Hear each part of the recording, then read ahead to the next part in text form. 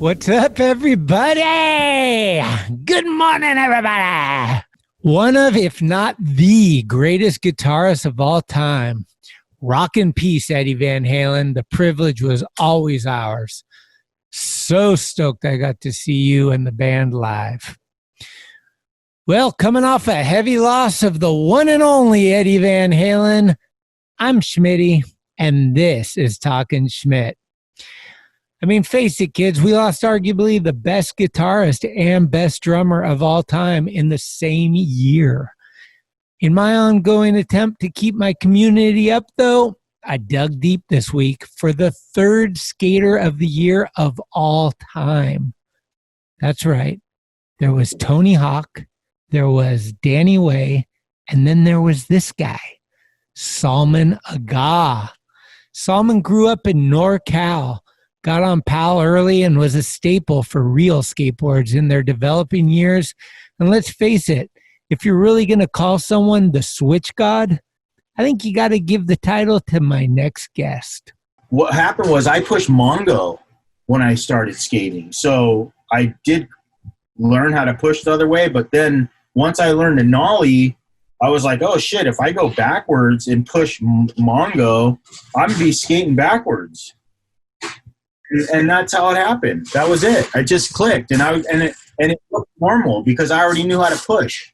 This is episode 93, so we just have 7 more till the big 100 and Tommy G episode. I'm not sure exactly what's going to happen after that, but I do think I will take a little hiatus with the SOTY and end of the year stuff happening at Thrasher. Things will definitely be heating up. I've been throwing around the idea of coming back with a 2020 Potty Awards program and then kicking back into an every 2 weeks drop afterwards. But like I said, nothing is set in stone. So, as always, I would love to hear your suggestions and everything. If somebody, I won't even go there.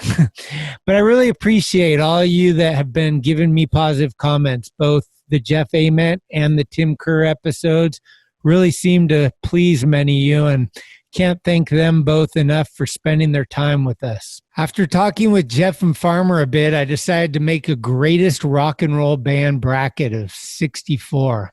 I'm thinking I fill it out. I put the sheet up on TalkinSchmit.com. You that are interested can download that, fill it out, get them back to me in a reasonable amount of time. And then I'll do a head-to-head competition on my Instagram stories that everyone can vote on and see who closest to winning, kind of like a basketball tournament. And I don't know, we'll give out some prizes to the top 3 or something like that. I don't know, figuring it out, but could be fun. Just trying, pandemic times. Let's have some fun though, huh? Anywho, this week's episode was really fun for me, catching up with my old friend and talking about many topics. Also, there's a giveaway in the middle of the show for a brand new jacket from our friends at Derby of San Francisco. I think it's going to be exactly like this one, charcoal gray. If you're in the San Francisco area, they have a store at 1472 Haight Street. Go by and visit them. Pick up a jacket, a beanie, some stickers, or just say hi and that Talkin Schmit sent you over there. Friendly people working and classic gear. Man, I love Derby. I've been repping it since probably mid-'80s, I'm claiming. 86, 87 is probably my first Derby. Here's my guest to take you through the intro. It's...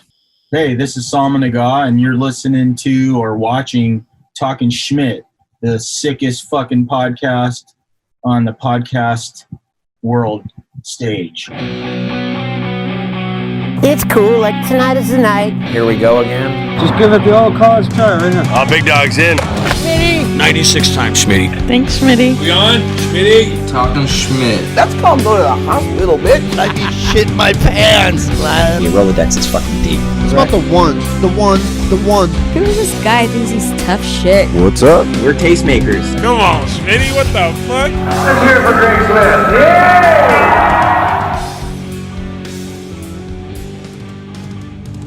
Hello, everybody, and welcome. The message is perfectly simple and the meaning is clear. The momentum is building, and we are just 7 episodes away from the big numero 100, Mr. Tommy Guerrero. I'm really excited about that.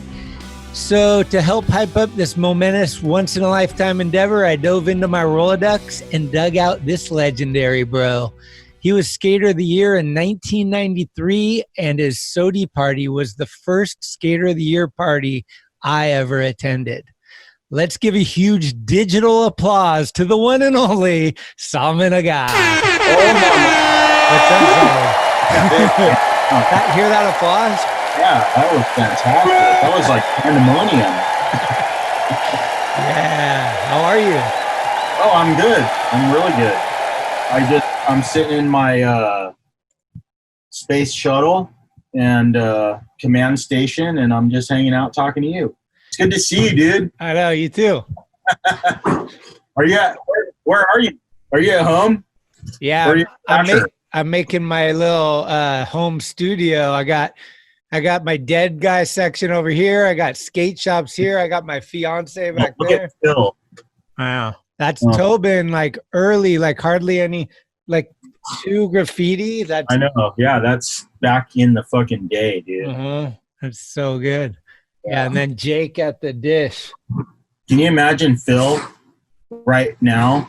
Every time I go anywhere new, that's the first thing I think. Yeah. I'm like, oh, fuck, what would Phil do? I remember Phil and Chris Sin and we like for a couple years, we skated in some of the vert contests together at some of the street, like at Slam City and Skate Park in Tampa, and I don't know, it was cool. I always loved Phil. Yeah, fuck, me too. The guy just was incredible. Yeah, he was fucked, dude. I know, and it's crazy that like Jake, like that, were like, you know, he was so underrated, but he was basically better at skating than everybody. Even in the streets, you know, he was super technical and fast and just beautiful to watch. Yeah, style. It was funny. I told this story before, but basically he broke his leg and he was not skating for a while, and he broke his leg as a vert skater, came back from the broken leg a street skater doing nollie flips. Yeah. It was insane. He just watched Mike Carroll in slow-mo over and over every day while he was like laid up. And then he learned how to do shit. And it was like, oh man, you're so special. Like, how the fuck? I know. Yo, so you've been listening to the podcast. It is really good. I have to say, I listened to some of them and watched some of them. And when I first listened to it, I thought, wow, man, the production quality of this is cool. You know, I don't know. A lot of podcasts, it's just a conversation. Then I hear your wife, and then it has a lot of depth in the production. I was very impressed. Oh, thanks, man. McKenney loves adding his 2 cents. Mm-hmm. I can't believe, like, we lost him for 13 years, and he came back just like he rediscovered everything for the first time. Like, he's on fire again. Amazing. And so every Tuesday he texts me at like 5 a.m. He's like, I'm listening. He's commenting. It's just like he's hyped. McKenney, dude, he is a ruler, dude. Yeah.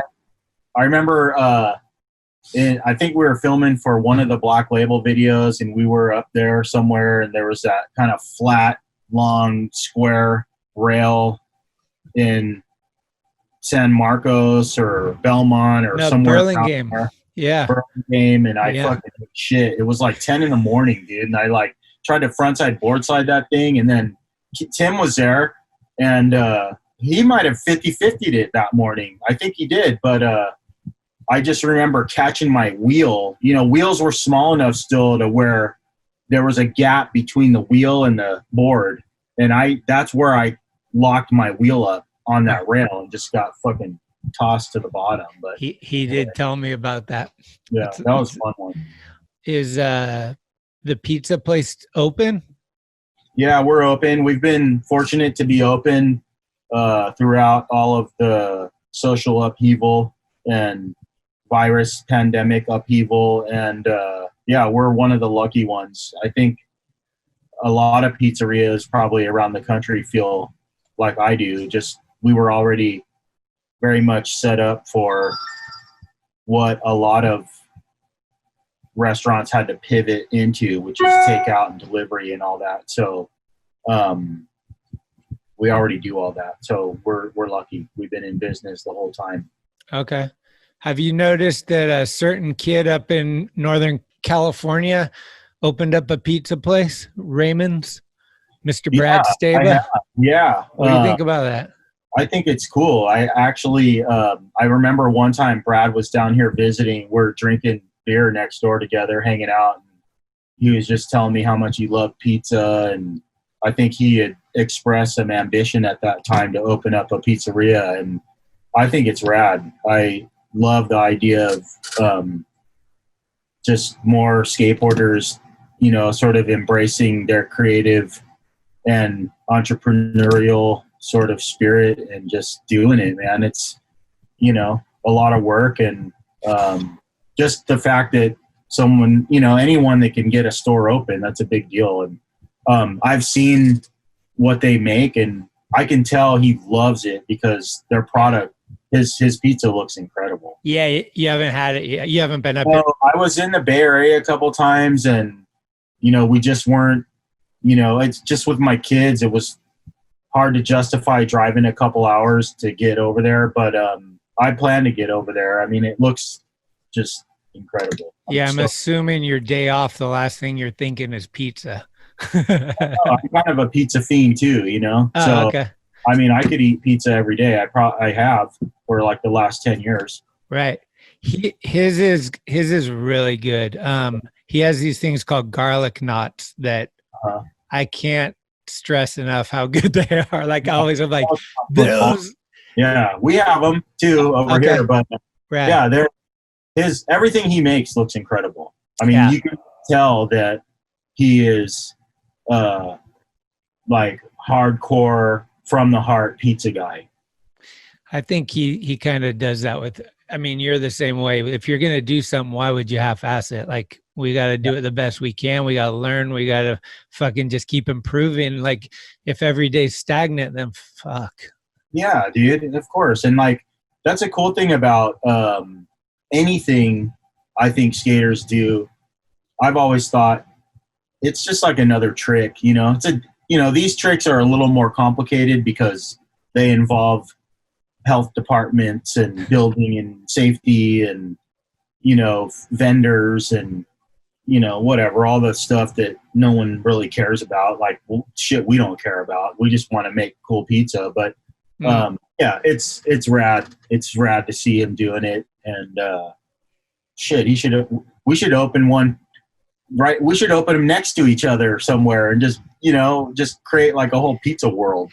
Well, I was thinking, what if you guys did a collab in like San Luis Obispo, like midway in between, around like Central Coast, Raymond, halfway down, halfway up, just boom, shit. Raymonista or something. I don't know. Yeah, Raymond's Pizzanista. Yeah, there you go.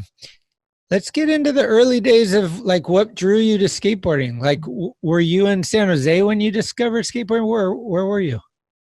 I was actually, I grew up in Virginia, and I was actually born in Washington, D.C., and shortly after I was born, we moved to Alexandria, which is in Fairfax County in Virginia, and I actually got my first board in Ocean City, Maryland. I got a little red plastic board with the urethane wheels, and I just remember, and I think I've shared this story before, but I just remember being mesmerized because we were on the boardwalk in Ocean City, and we walked into a store, and there was a square counter area with like a person in the middle of it, and hanging up all around it were skateboards.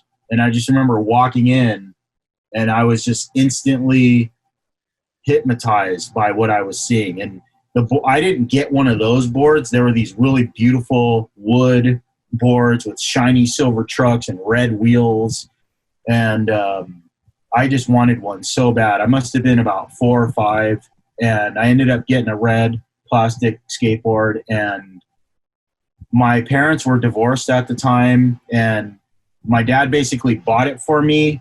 We brought it home, and it went in a closet, and I didn't see it for, it felt like I didn't see it for years, but, probably a few months later, I had a babysitter. Her name was Wanda, a really beautiful lady. She had this amazing afro and like bell bottoms, and like she was kind of like hippie disco chick. And I told her, I go, hey,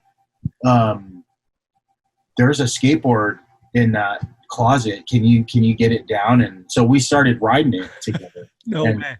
So she and my brother and myself, we would, I lived in a place called Telegraph Hills, and there were speed bumps, and they were these hills, and we would ride down the hills and just try to make it over the speed bumps without eating shit. Yeah. Yeah, I had this. And I remember what I loved about Wanda is I skated, I think I skated with my feet over the bolts, and it came pretty natural for me in terms of balance, but she rode with the board like 1 foot straight and then the other foot behind it like that. And I thought it was funny. It's the way she rode. Her feet made like a T, but I could see her balancing on it right now in my head. But that was pretty much my first introduction to skating. And how long were you out there? I lived there till I was about 8 or 9. And then we moved around a bit, and then we ended up in Los Altos Hills. Okay. I had a cousin that lived there, and when my dad and my brother and I moved to California, we were broke. And so we lived with some family, and I don't think I got another skateboard until I reconnected with my mom in like 1981, and I just found a skateboard in her garage in Westwood down in LA. It was a marble fiberglass Free Spirit skateboard, and it had a guy, in a little circle logo, said Free Spirit, and the guy was hanging 10 on it, like surfing on a surfboard. Right. And that was my next board. And I, anytime I had a skateboard, I was inseparable from it. I just loved to feel the wheels rolling. That was just I don't know, from a very young age, I just really loved the idea of rolling, and I just felt really free doing it, Right, yeah. When you moved to Los Altos Hills, is that did you live near Jacob Rosenberg? Did you meet him because you lived in the same area, or no? No, actually, I didn't meet Jacob till later. Okay. Yeah, not till, I was a teenager, and we had moved to South San Jose at that time. But yeah, I didn't meet him till later. Okay. Just being part of the whole kind of NorCal skate scene, and kind of the younger side of that scene. You know what I mean? Totally. Yeah. Who were like some of the guys that, as you started kind of like understanding that this was its world and stuff, who were some of the guys that you gravitated towards? Like, do you remember seeing someone in a magazine I don't think there was videos really necessarily, but like maybe like a board or like a graphic or something that you were like early on? Yeah. So early on,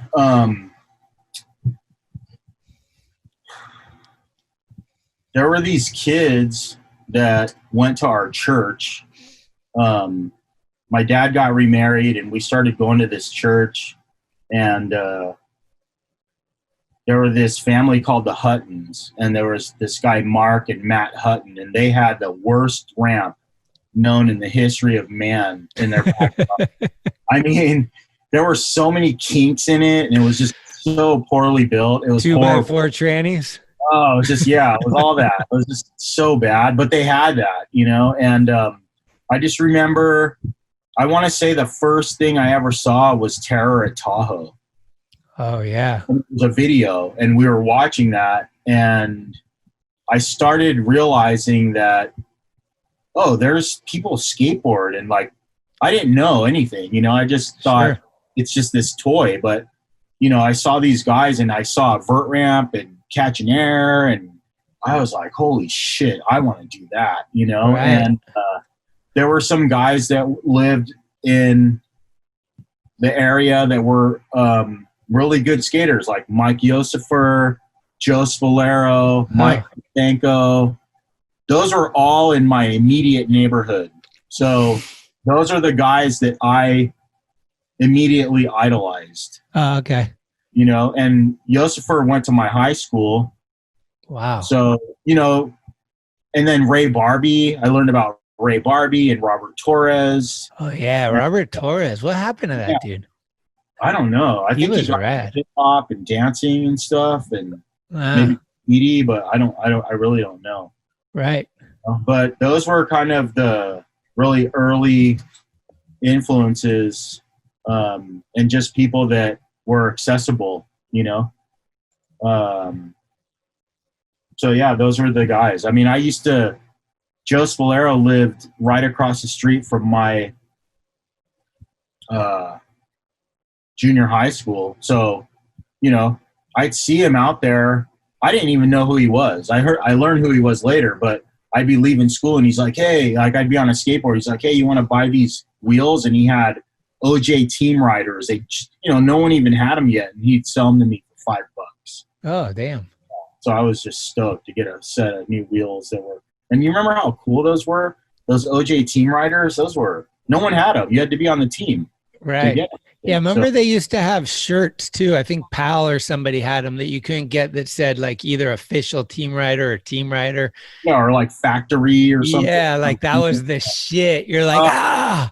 Even a sticker was insane. Like, how do I get the like authorized dealer sticker? Oh yeah. And the thing is, like, there was no media. I mean, there was Thrasher, right? And there was Transworld. And there was no real media. You know what I mean? There was nothing to, I remember seeing, I don't know, later on, there was like that NXS video, and I think Gons did a board slide on a bench or something in it. And I would just try to find that. Like, I just wanted to see that over and over and over. Yeah. And it was nothing. Like, if you look at that clip, it's totally dark and it's barely anything, but it meant everything to be able to see something. Uh-huh. And what was your shop like?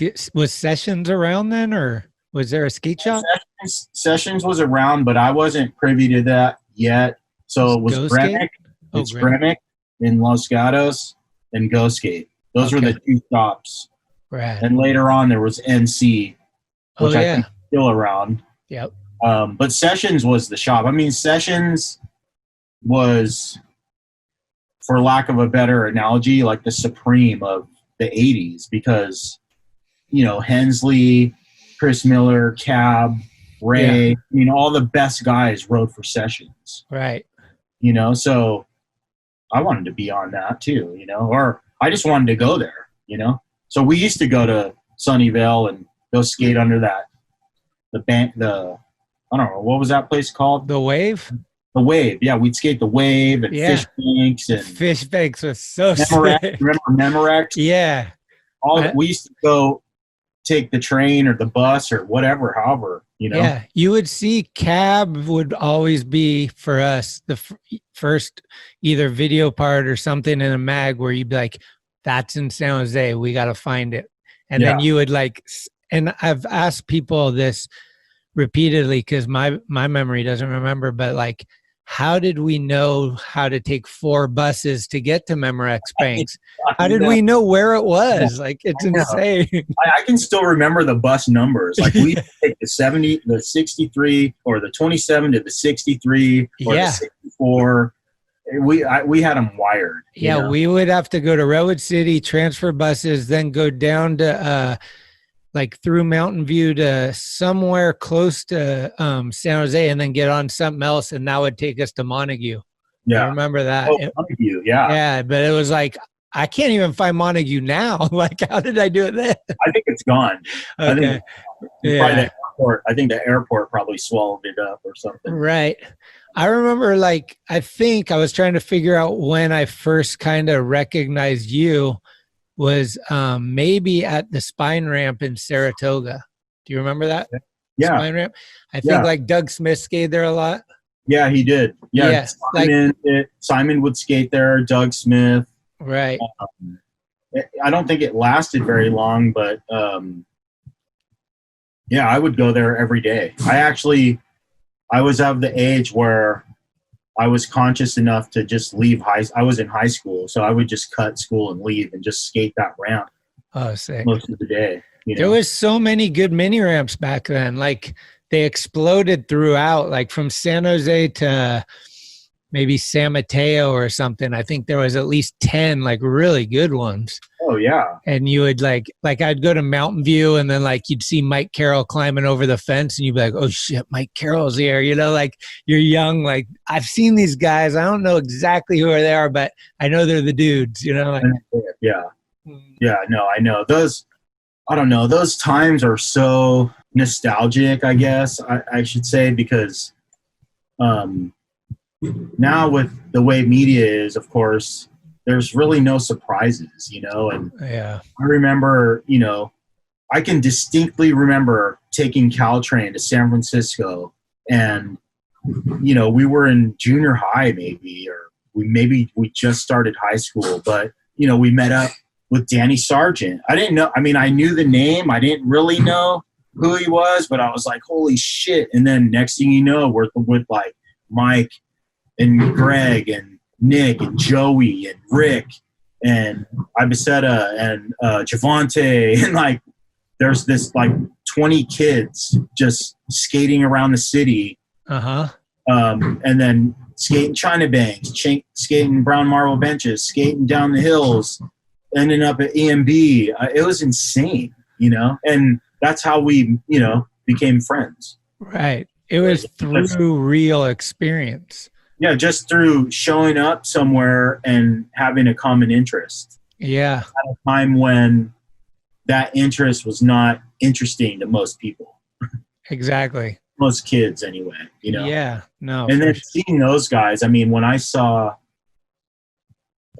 seeing Mike and Henry, you know, skate for the first time just fucking blew my mind. And Javante, you know? Yeah. And Javante. And all kinds of other guys, you know, Mon, fucking Phil Schau, Mickey, Julian, like just seeing all these, it was insane. Yeah, Rick, Jake, everyone, Luke, Tobin, fucking Brian Ferdinand, you know, just the list goes on and on. You know? Right. Fell Street, dude, fucking skating Fell Street. That ramp was insane. I love going there. You know, we'd be there at night drinking 40s. You know, I can remember like fucking Brian Ferdinand doing blunt fakies like in the dark, like on that crazy extension. I mean, just it was insane. Oh man. And all that was new, you know? It was all new. Yeah. Tricks were new, friends were new. Being in the city with that energy at the time, it was really raw. It was fantastic. Yeah, I mean, the city was going off too. There was it's still a great city, but back then, like, it wasn't so expensive. So tons of skaters were living here, you know? Oh, yeah. They've kind of like had to move elsewhere since the boom. But it's just a playground. You're like, wait, hills, there's a ramp, there's fucking banks, those brick banks that were like up against the wall. I forget what they're called, but like Jehovah would always skate them. There's like a planter and they went up at an angle. Oh yeah. Yeah. And then there was what was the name of that one bank to wall spot down in this, like in the financial district? It was I don't know, Nodis had a photo there. I don't remember. Anyway, I don't know. We skated fucking everything. Yeah. You know? We were everywhere. Was your first experience with like free stuff, was that a skate shop, or like who hooked you up for the first time? I want to say, yeah, I think so. I think Simon Woodstock hooked me up first. I think that's how it happened. Like I rode for, which is funny because we always had like this, I don't feel like we had a rivalry, but he always was like competing with me somehow. Really? But yeah, he sponsored me, Winchester Skate Shop. Oh. When he had a shop, and that was in Campbell. And then Tim Payne came out to build the San Jose warehouse, the original one. Mm-hmm. And I must have been 15 or 16. And I was down, you know, dude, I was like a fiend for whatever was happening. So I knew that shit was happening. So I was down there. The second I was out of school, I was down there, fucking put a hammer in my hand, a drill. I helped build the ramps.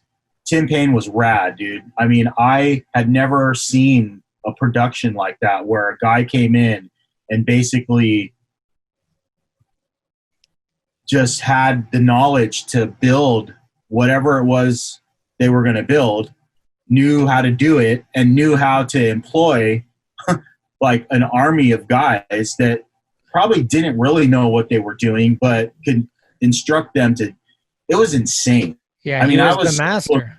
Yeah. So Cab was calling me right now. That's kind of cool. So Cab. yeah, so we little name drop. Shout out. So I got to help build the San Jose warehouse, and this is leading into part of what you just asked me. But the day it was done, you know, Corey O'Brien was like, "Get the fuck out of here! You can't fucking skate here." I was like, "What? I just fucking helped build this shit." You know what I mean? Yeah. So I couldn't skate there. You know, I was fucking barred because I was a little kid and it was new. And I think, you know, looking back, I can sympathize with not how harsh that was to be treated that way, but certainly with understanding the idea that those guys were older.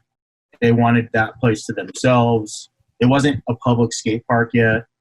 What was the deal with it? Was Corey financially behind it, or did Santa Cruz do it for them? I never really understood. I think the second one, Corey and some friends kind of financially backed, but was the first one like that too? I think the first one was just Corey and Kendall. Oh, okay. And I think they paid for it.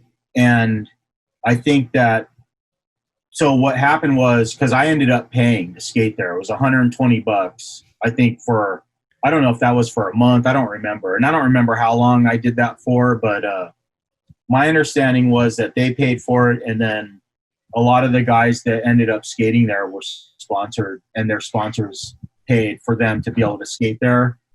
And eventually I was able to skate in there. And Joe Lopes was the dude that hooked me up. Oh, that was the first time I actually got hooked up by, like, not Simon. It was like an actual pro skater. I remember I walked into the warehouse one day. I can remember it clear as day. I had my pads. I was going to skate the spine ramp. And Joe walks up to me. He's like, "Hey, you get boards?" And I was like, "Nope." Or I said, "No." I was kind of shy. I didn't say it like that. I was like, "No." And he's like, "Well, you do now." And he handed me 5 brand new Schmit sticks, Joe Lopes boards. The barbecue. I was so stoked. No way. How rad. I was so stoked. And, you know, he was hooked up with Mike Rector. So Rector would, you know, he'd always show up in his van again. He had like one of those Winnebagos, and he would open it up and he'd be box pads for everybody, you know. Yeah. And then, dude, of course I met everyone that skated at that time, skated there. Yeah, and people traveling came through there too. Yeah, I met everyone. I remember, I mean, I saw Ellis recently, and I was like, dude, I remember when those guys came. Greg Valentine and Jason Ellis, and I swear Jason Ellis could do like fucking 8-foot-high frontside ollies on that ramp. He was a beast, dude. I was just like, oh my God. And I can remember they had those snake pit stickers. It was like some shop from Australia. Right. Dude, Ross Goodman. Ross Goodman was so sick. You know who was there every time I went there was Namba. Oh, yeah, Jim Namba. Oh, it was just like poetry in motion. And they would try to hit the beam on the vert ramp. Yeah. I remember Fabriker, dude. He could do fast plants and fucking tail tap his tail off that beam, dude. Dude, Fab was sick. Yeah, he was just like a fireball of energy. And then style, too. Max, when he was coming up, you know, I remember skating with Max there. Wade, all those like Danville dudes. Oh, yeah. Ray Dillon, and Ben, Warren, Eric Turbo, and like Noah Slasnick. Yeah, dude. Oh yeah, those times were the best. Yeah, I mean that was basically everyone that skated in California. Yeah, they're just like, I remember meeting Gons, Jason Jesse, out there, dude, Grosso. Yeah, everyone, dude. Wow. Yeah. Oh man, that's amazing. Yeah, and then the second one they had, that's when I was a little more into like, okay, I've been skating a while, I get it. Like I feel like I can like be in public now. And I saw Cardiel for the first time trying backflips on that little embankment thing, and I was like, what the fuck is that guy doing? And they're like, that's John Cardiel. Like they already knew he's coming. Yeah. You're gonna know about this guy. Yeah. It was insane. How John was? Yeah. He was so tiny. Yeah. Just this little lanky, skinny, like Spitfire, dude. I mean, yeah. So is that around the time? Schroeder? Dude, Schroeder at the original warehouse was fucking insane. On a spine, there's Tab, Kendall, all those dudes, man. It was incredible. Yeah. No, Ben Schroeder on a spine was like, look out. Yeah. Wade. Yeah. Wade. I had the privilege. I started working for Think, so I got to film a lot with Wade and go on trips and got to know him well. And it was like, I was telling this story before, but it's a good one. Like I'm driving to Sacramento, the grind, I think it was. And me and Phil picked up Wade. And so it's the three of us, and I'm driving. And the conversation is just me listening to Phil asking Wade how to pump two corners of a bowl. Like, I want to grind through both corners, and like Wade kind of teach it. And then going there and watching Phil learn it with Wade, like, is like, that shit is like forever. You're like, holy shit. Yeah. So, and they did. And they did it. Yeah. So good. Magical. Oh man. And so when Joe Lopes gives you those boards, is that just kind of like a flow, or do you kind of get sponsored by them for a minute? Yeah, no, it was just him flowing me boards. Okay. Yeah, he was just, stoked to hook me up with boards, and that was basically it. I just got some boards from him for a while, and then I didn't get sponsored. I was still riding for. What ended up happening is, I think Greg Carroll, we mostly street skated, so Greg Carroll, I want to say, took over the whole venture program, becoming team manager or assistant team manager or something like that. And so, being younger and kind of having his eye on the future of street skating and whatever being something, it's funny because all the older guys hated the fact that we street skated and actually liked doing it. I mean, it didn't mean anything, because it was all on the ground. But it was cool because guys like Greg were like, oh yeah, this is cool. And these kids do this. And so Venture, I got sponsored by Venture. Oh, okay. That was my first real, that was my first actual sponsor where someone sent something to me in the mail to my house. You remember getting it? Oh my God. Yeah, dude. I remember getting it. I'm like, Ermico. I'm like, what is Ermico? It's just crazy. It's just all the mystery of like, what's Ermico? It was like a white label with the blue writing and like the address. And I'm like, Ermico, never heard of that, And then of course we learned what all those things were later on, but it was so cool. Oh man. And just the smell of I remember getting the stickers, like the Awake stickers and the little V with the wings. And yeah, it was changed my life, man. Yeah. I mean, it's like being on a sailboat and fucking a big gust of wind comes through, it just pushes you along, Yeah. So when you get that first, the venture box, does that kind of motivate you, make you hungrier? Like, hey, I want to get a board sponsor. I want to get wheel I can get this going. Did that really take your confidence to the next level?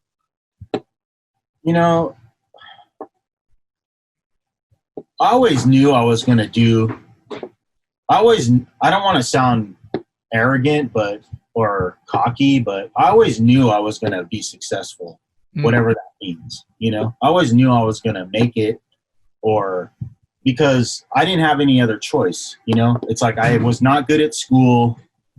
I was not good at socializing. I was a transplant from a different cultural background, being Iranian during the hostage crisis, living in America with all that prejudice. I was different looking. I was all these things that sort of like where skateboarding took, where in the real world or the conventional world, all that stuff worked against me.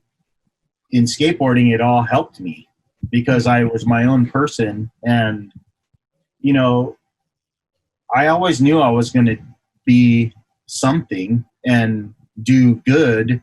I didn't know to what degree, but I knew I wanted to be great at something, and I loved skateboarding, and it just, so I didn't really need that, but it didn't hurt, you know, just validated something I already knew, even though I could never articulate it at that time. But to me, it was life and death, man. It was like it was three things. Do what I did at the time to be a pro skater and be part of this scene, go to jail, or be dead. Those are the options. So I didn't have a choice, you know. I mean, I had choices, but those were essentially the three, because I wasn't going to go to college. I wasn't going to, you know, I was talking to someone earlier today. I never even thought I'd live to be 48, you know. I'm 48, you know. I didn't actually think I would be alive at this time, you know. So yeah, it was very much life or death, you know. So yeah, it was fucking heavy, you know, journey, but I loved it, man. I still love it. I love every minute of it. You have to. You know? So was PAL kind of the first one? PAL? Yeah, so then I got hooked up. So being in San Jose, Cab was just a natural connection through. So there were 6 guys that I grew up with: Eric Goodwin, Brian Gallagher, Tom Miller, Mike Miller, John Gilbreth, and maybe it's just 5. Oh, Sam Moore. 6. I think those were the 6. So the 6 of us were essentially allowed to skate this mini ramp at Tom and Mike Miller's house that we built. And Sam and I stole a majority of the wood from all these construction sites around San Jose to build it. And that's how I met a lot of these older guys, because Cab would come skate. I think Klaus Grobke skated there once. Corey O'Brien, you know, all these guys would come. We had a, you know, I think it was a 12 or 16 foot wide mini ramp with PVC coping with a horrible layer of wood in some backyard in South San Jose. And it attracted some of the best skaters at the time, you know. Persenko, these guys would all come skate, and yeah, it was fucking rad, you know. So yeah, I ended up hooking up with Cab, and you know, we developed a friendship, and that's how I got sponsored by PAL. Actually, Javante and I were together when Cab was filming for Public Domain. Stacy came up to film with Cab. Cab invited us to come hang out. We went to Buena Vista. I was there that day when they filmed that part. Oh. Cab. And Javante was there. And then we did some street skating. And later on that day, Stacy said to Javante and I, he said, "How would you kids like to ride for the Bones Brigade?" And that was that. Damn. And Javante had a sick sponsor me video at the time. I never had one.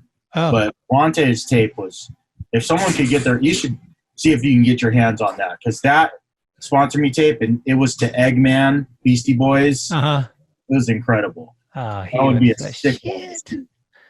So was Tommy already on, PAL? Oh yeah, Tommy was fully pro. So Like Tommy, you knew of Tommy.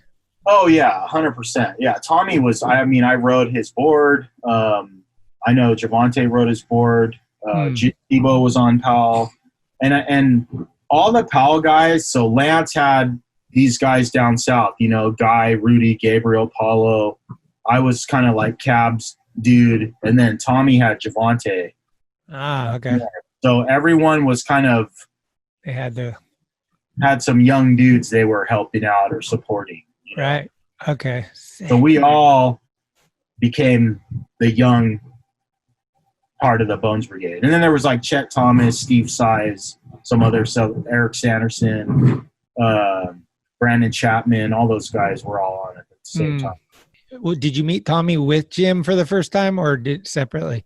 Dude, first time I saw Tommy was in, I want to say maybe 1987. Jeff Hedges and these dudes did a Halloween contest at some park in school in San Jose. And so we went, you know, I don't even know if I skated in the contest, but we went. And dude, I remember Tommy showed up and they had the jump ramp to wall. And dude, he did the frontside wall ride, mute air off 180. Yeah. That fucking blew my mind. Ray was there. That was one of the times that I got to skate with Ray. And I mean, I became a Ray Barbie clone, dude. And a Tommy Burrow. I mean, those two in particular were so part of my psyche of like how to skateboard at the time. Okay. But yeah, I remember seeing Tommy there. And then I don't think I met him until a year or so later, like at some, I don't know, skating in the city, or he would come to the warehouse too. He would come to the San Jose warehouse. And then we would go down to Powell for different functions. They would invite us down to skate their park. Yeah. Sick park. Oh yeah. Okay. Wild. And so then when you're on Powell, do you get to know Tommy pretty well? I'm wondering, did you kind of go to Real because through Tommy going, did it happen all together, or how did that work? Well, yeah. So Tommy, you know, that whole thing happened, right? The demise of these big skate brands like Powell, Vision, Santa Cruz, right around 89, 90. And I was going to ride for Dogtown, actually. Oh. You know, I've been talking to Keith Cochran and Red Dog, and, you know, I think there was a lot of shit in the air at the time, right? Because all these people rode for these big companies that were, you know, the economy. I mean, now I can look back and go, okay, yeah, so the California economy took a fucking dump, right? And these companies expanded and people ran out of money and no one was buying skateboards. And then Rocco came along and these guys quit, and street skating. There was all this shit happening, you know, all at once that led to sort of like the skateboard idea shrinking in the minds of kids all around the world. So not for me, I was fucking hooked for life, but Tommy was at the warehouse. I remember it distinctly. He was going up the stairs and I was riding a Ray Barbie. So what I used to do is I used to take, Hal would send me these boards. I couldn't stand the concave. It was too steep. So I used to take the tail. I would drill the rear holes up into the middle, more to the center of the board, and then I'd cut off a quarter or half an inch of the tail to flatten it. And, you know, so my board looked kind of fucked up because I would cut it. And I had a router and I would do all this stuff to make it how I wanted. And Tommy was tripping out on my shit. He was like, what is that? You know? So he basically was like, yo, if you ever need boards, like hit me up, you know, I'll set you up with some boards. And so, I just started going to the city and I would skate with Tommy and Jim all the time. And, they were starting Real. I wasn't part of it originally. It was Tony Henry, Corey Chrysler, Henry Sanchez, Sluggo, and Tommy and Jim. I think that's it. And then, I don't know, somehow shortly thereafter when Propaganda came out, after that video, I was off. I quit Powell, and I kind of wasn't. I didn't know what I was going to do, and then I got on Real. Okay. Did you and Mandoli come over as a package deal? No, Sean came later. He came later. Yeah, I was on for like a year, and then Rolly Mandoli came. I was always trying to get my friends sponsored. You know, I tried to get Jason Adams, Sean Mandoli, Edward DeVera, Tim Brosh. Like, I wanted us all to, you know, we kind of, you know, there's all these people that skated, and as everyone got older, like the guys that got better and were kind of getting sponsored, it all kind of distilled. You know, we had different sub scenes within our skate scene, and it all distilled down into like, oh, okay, well, these are the 5 guys that still skate, so we're all friends now, you know? So that was kind of became our de facto crew. Right. And Crazy Eddie Nemeth, Mike Jones, you know, these are all the guys that like kept skating. Right. Okay. Yeah, I was trying to get all those guys on Real, but you know, you can only have so many people on one team. So is it about 92-ish that you start skating switch? I think it was a little earlier, probably a little earlier than that. I mean, I don't, you know, it was not really much in the way of documentation, but right. You know, I saw Naudis. What happened was I saw Naudis in San Francisco at Brown Marble Benches one day. We just happened to come out from EMB. I might have been with Jim, and then we came around the corner and fucking Naudis is skating there. Probably wasn't a surprise for Jim, but it surprised the shit out of me. And I saw him nollie, boom, up the bench. And I thought to myself, holy shit, you can do that? Like up a bench from the nose? Uh-huh. So that just blew my mind. Like that just set my whole thinking about what was possible in a whole new direction. And I just became obsessed with that. And shortly after that, I think I hurt my ankle. This must have been around 1990, 91, before 91, because it was before I turned pro. I was already skating backwards. I turned pro the summer of 91. So because I remember I went to Europe and I was already doing switch shit like in my runs during that time. But yeah, what happened was I pushed Mongo when I started skating. So I did learn how to push the other way, but then once I learned to nollie, I was like, oh shit, if I go backwards and push Mongo, I'm gonna be skating backwards. Okay. And that's how it happened. That was it. I just clicked, and it looked normal because I already knew how to push. Okay, I got this crazy idea theory, and you're kind of feeding into it more by what you're saying. I'm kind of thinking you started skating switch, and then you realized that you were the opposite stance, and switch was actually your regular. Because here's what I was tripping on. When I saw you skating like, it was like 93, Back to the City contest, like that era, you, to me, I couldn't tell which way you skated, but it seemed like skating switch almost looked more natural to you. Yeah. And so we always were like, I think he just starts skating the wrong way. Well, I definitely pushed Mongo. But you know what's funny? I'll tell you what's funny in my own personal experience. And I bet a lot of guys like Guy, Costin, Carol, Henry, guys that became really good at skating switch. Shit, there's so many of them now. But the point I'm trying to make is that, you know, when you're first learning a trick, your regular stance, it takes time. It's hard, you know, but not to say it's not hard to learn switch, but to relearn it, knowing all the mechanics of how it works, it's like you can do it better, you know? I don't know. It was weird. Like my switch flip for the longest time was much better than my regular kick flip. I don't know. It just worked better.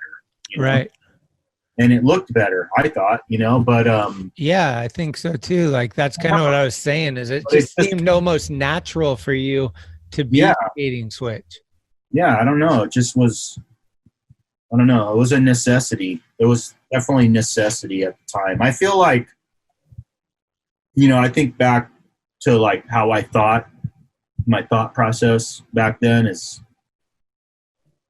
I mean, you can probably attest to this being in skateboarding media, but there's a point in, I don't know, skateboarding where like shit just gets homogenized, like it just becomes, whether it be trends or shit becomes the same, or I don't know.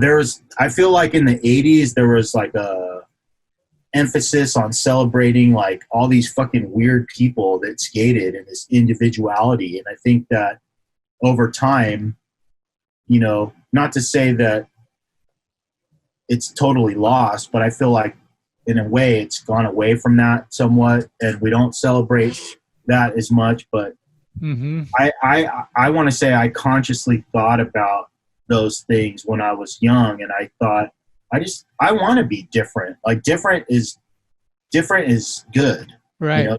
Be like everything else that's out there. So I think there was some conscious thought in my idea of how I wanted to skate. And there were other things that were just natural limitations. Like I was a big kid, and right.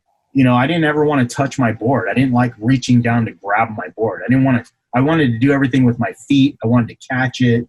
There's just little things like that played a role in, how I wanted to skate. But the biggest thing was I just didn't want to be perceived as either following or being like something else. That's all. Yeah. Okay. I wanted to be doing my own shit. One of my favorite quotes is, I think it was King of the Road, maybe. And it's like about an ABD, and you're just like, not in this body. Yeah, I've heard that. Yeah. It's true, man, because I mean, that alone is a big deal, because I skate still. I'm 220, dude. I'm 6 foot 220. That's a big dude to be on a skateboard. And I challenge these little guys to get in my body and try to do one of these tricks. It takes a lot of effort, mental and physical. And not for nothing, but when you fall, it's a lot more powerful. Yeah.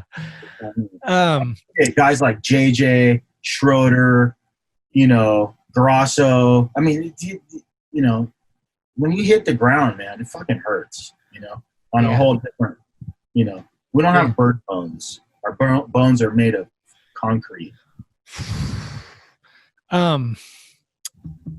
93 Skater of the Year. Mm-hmm.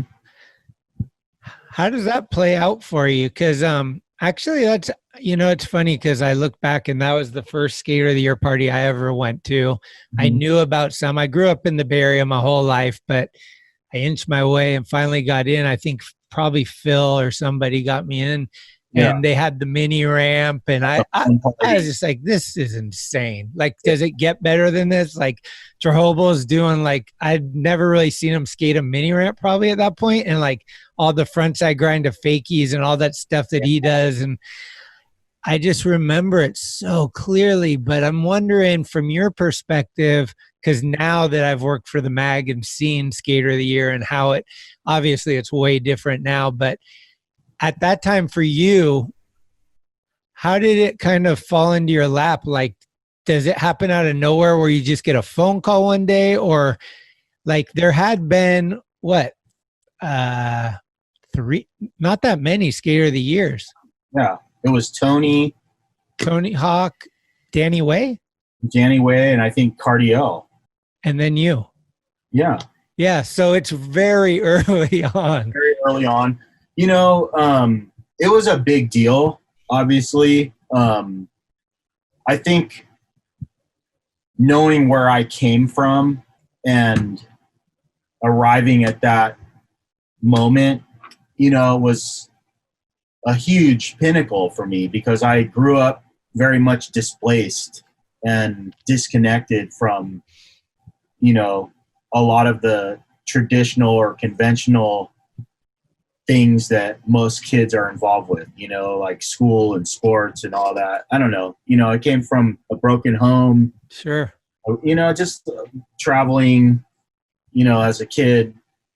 So, you know, and it meant a lot to me to just be part of skateboarding in the sense that I belonged in that community to some degree, or to the degree that I do. And yeah, it was a huge deal, you know, it was really pivotal, and it was kind of very difficult too for me at the same time, because, you know, I mean, just tell you the story. So I was with Jeff Clint and Kevin Ansel, and we're in a box van with all of Deluxe's trade show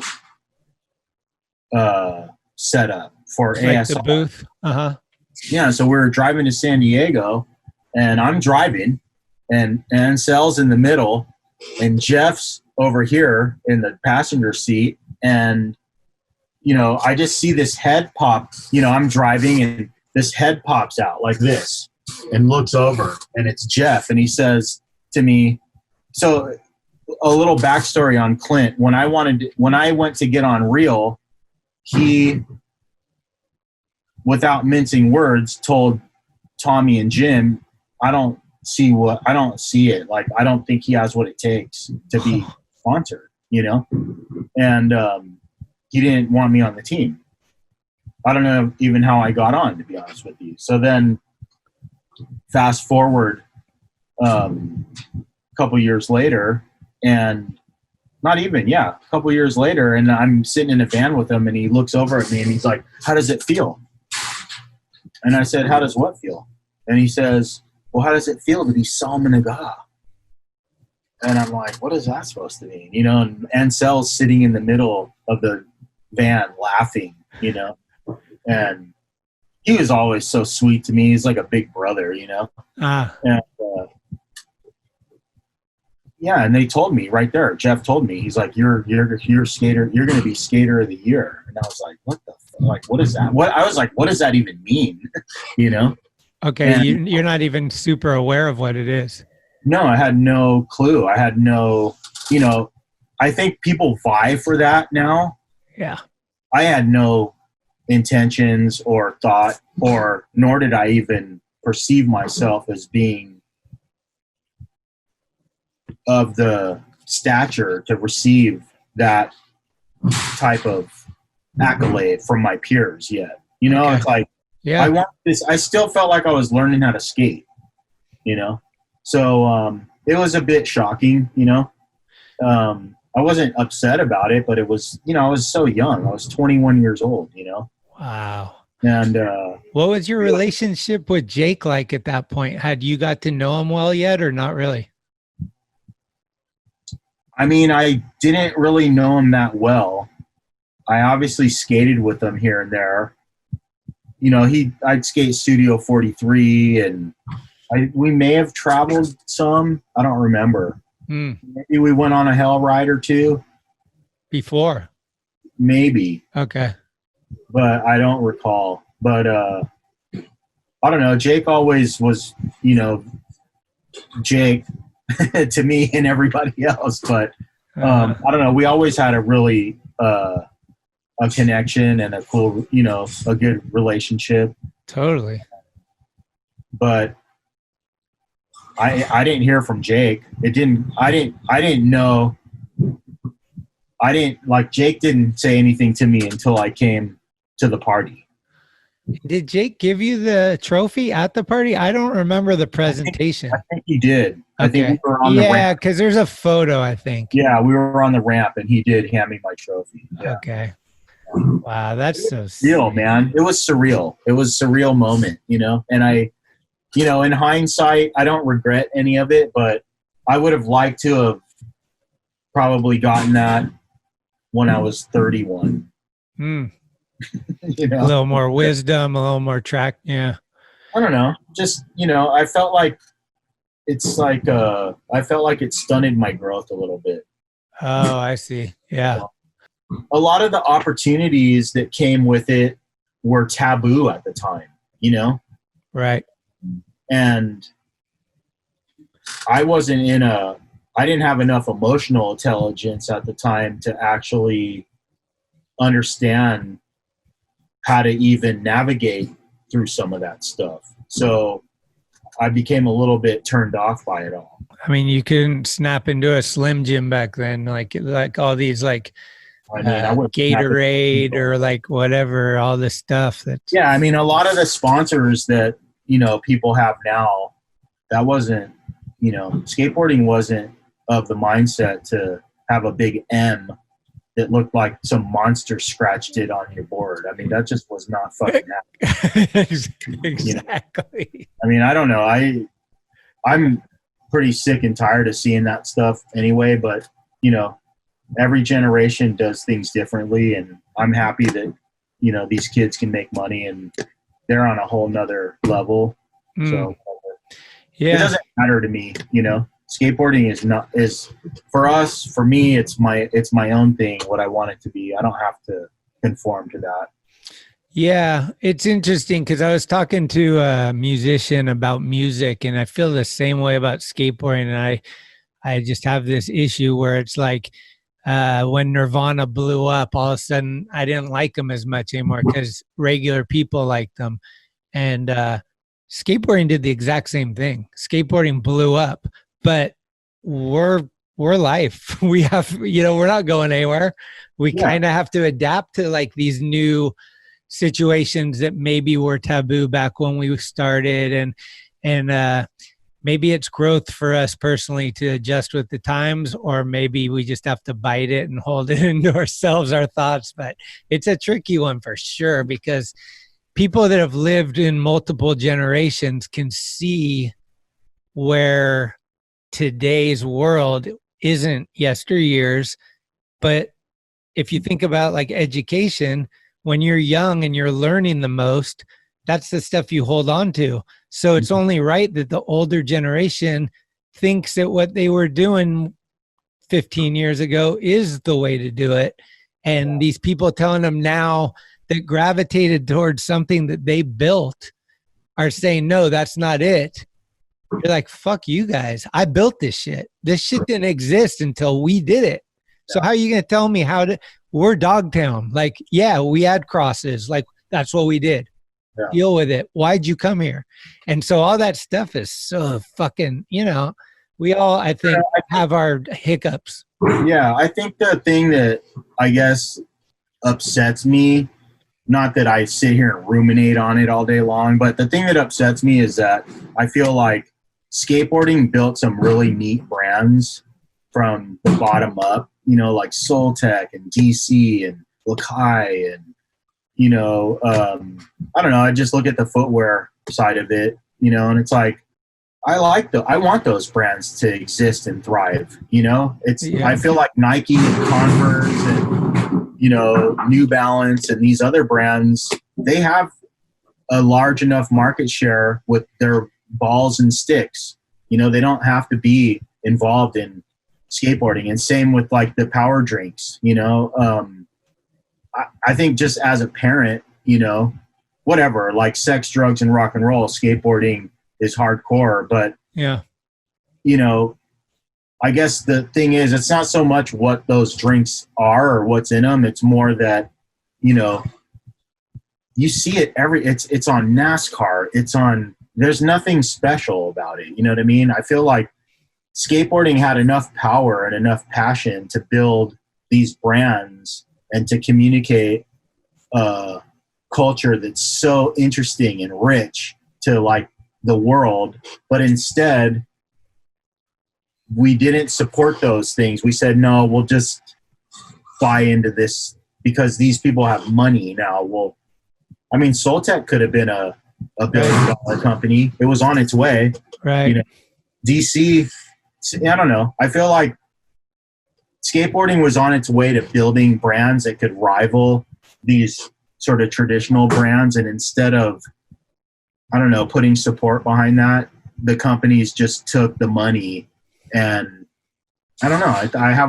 I think there's a problem with that. And long term, this is what we have to live with now, you know? There's no artistic value in an M or a swoosh or any of they don't have that value, you know? Right. The value that Lakai, you know, Girl, Mike Carroll, Rick Howard, Spike Jones, and the legacy that they built through the media and the tricks that they invented, and like that group of people, they should be the ones that have a bigger voice to me. Absolutely. Not some corporate giant that I just don't, I have no issue with like voicing that, you know? I feel that's who I think should have been. I feel the same way. I mean, you look at Don Brown, you look at Mike Carroll, you look at, you know, Damon Way and these guys that like, you know, like, and the other thing on top of that is not to go too much on a shoe tangent, but when these like Lakai, skateboarding is their top priority. You can't say that about Converse, Nike, or New Balance. Skateboarding is never going to be their top priority. Like Michael Jordan is like insane above any Paul Rodriguez, Costin, or any of that stuff. Tiger Woods, you know, so it's just, it is a tricky one, but it's also not my bank account, you know, like I get it that some people need to like be set and secure and all that stuff, but it's interesting. I know, but just think about how powerful it would have been if the P-Rods and the Ishads and the whatever, like back in whatever, just I'm not right. Nothing against like the fact that they've gone that route. It's not my preference, but it would be so powerful if Nyjah and all these guys said, no, we're going to ride for skate brands. Those brands would sell just as many shoes to all these young people because the skaters are the ones that have the influence, you know? Yeah, no, you're right. And they could be part of those brands. And I don't know. Okay. That's all. No, you're right. A really powerful statement to the world to say, no, we're skaters and we support these skater-owned companies that already have like distribution all over the world, you know? But whatever. I don't know. I trip the fuck out, like walking into a skate shop and it's just like Nike, Converse, Adidas. I'm like, I don't recognize any of these companies. I don't. Yeah. You know, but whatever. Yeah, it's interesting. It's kind of crazy that the skateboard decks have almost gone the opposite way. Whereas like the big skateboard brands are, you know, maybe the Welcomes and these different like fucking awesomes that are way more core and not the big, like, I mean, NHS is probably doing great, whatever, but I don't know if PAL is, but you know, the smaller brands seem to be the cooler ones for the core audience, whereas the shoes have gone the opposite way with that.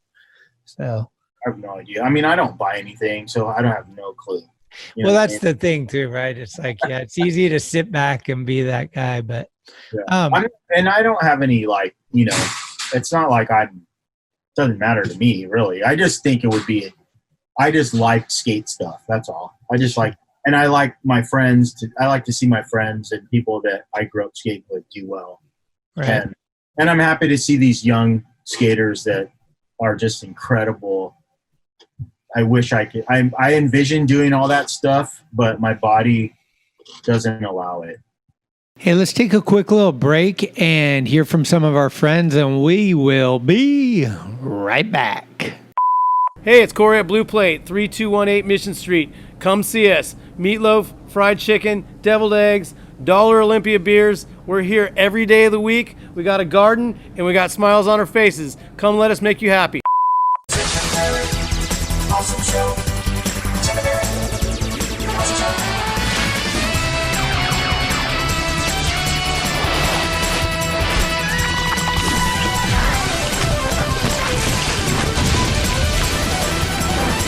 Full plate, full gravy.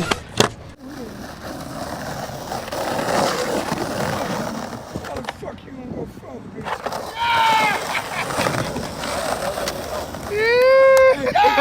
How the fuck he gonna go further if he's scared? If he let greatness get killed, how the fuck he gonna go further? have to fall off here. Oh!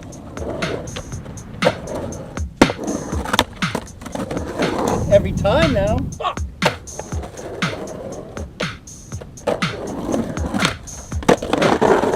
Fuck, that's a make. Oh, no! You gotta throw that in there, dude.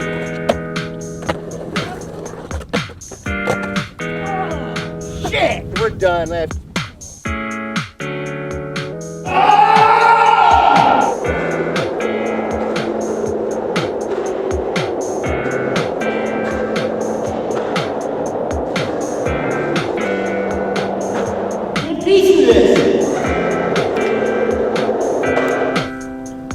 I like Big Macs and I cannot lie.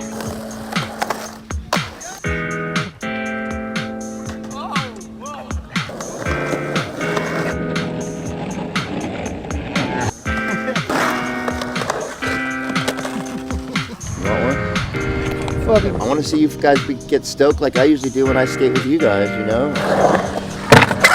Oh, shit, you were right, dude. That was damn close.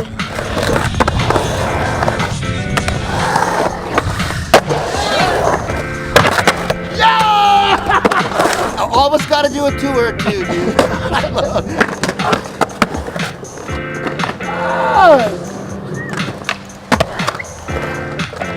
Eric's ripping this thing.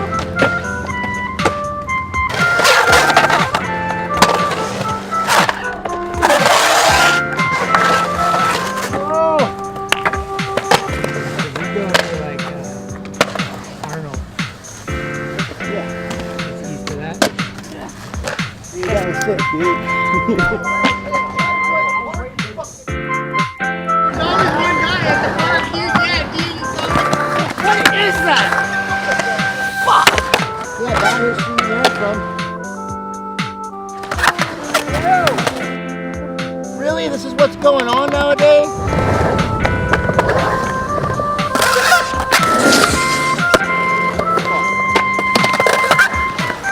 Take it!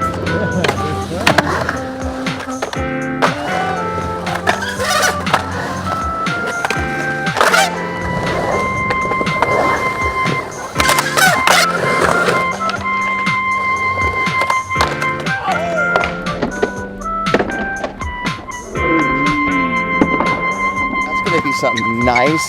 That's just starting. What's that gonna be, dude? Every time, bro. Like broken finger, this, chin. It's like, I think I'm gonna quit while I'm ahead.